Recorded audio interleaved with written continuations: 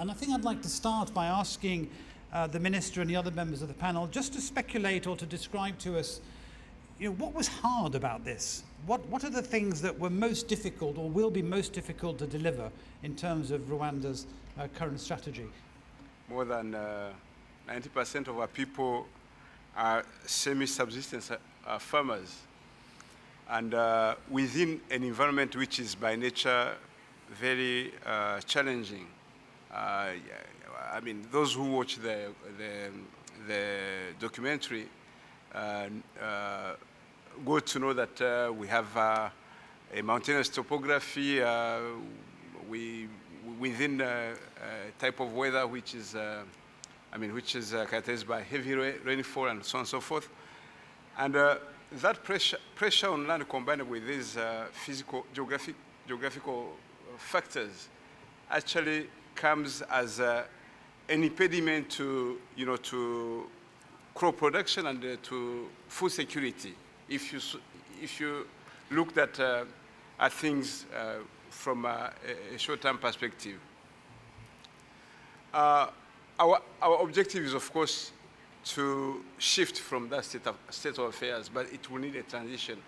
For us to succeed in that transition and in what we are contemplating in the near future, we needed to ensure that it goes very well in line with the principles of sustainable development, as I mentioned earlier. Rose, just on this question, before I come to the audience for some contributions, when you think about this population increase, even if people move out of agriculture, there are going to be increasing numbers of people, I guess, trying to make a living in rural areas.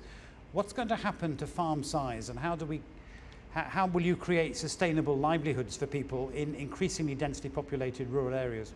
Thank you so much.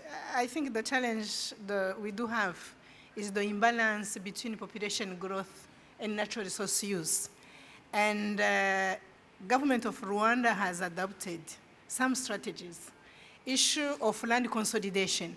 Today you can keep your piece of land, as the Minister of Agriculture has clearly said, and we put our piece of land together.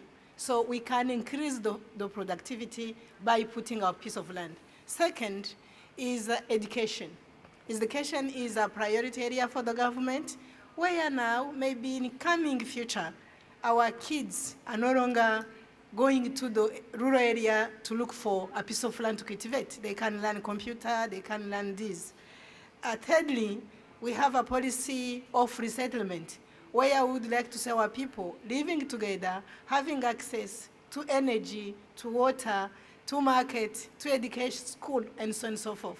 All together, if we can have, at the same time, being able to implement this strategy, having resources, because also climate change is a result of environmental degradation somehow, and when you have a few resources where you have to share the cake, sometimes we will go for agriculture, maybe using chemical fertilizers, maybe go cultivating the hillside. At the end, we end by degrading water, and we are in the cycle. So what now this strategy is bringing is every sector now knows what they are supposed to do.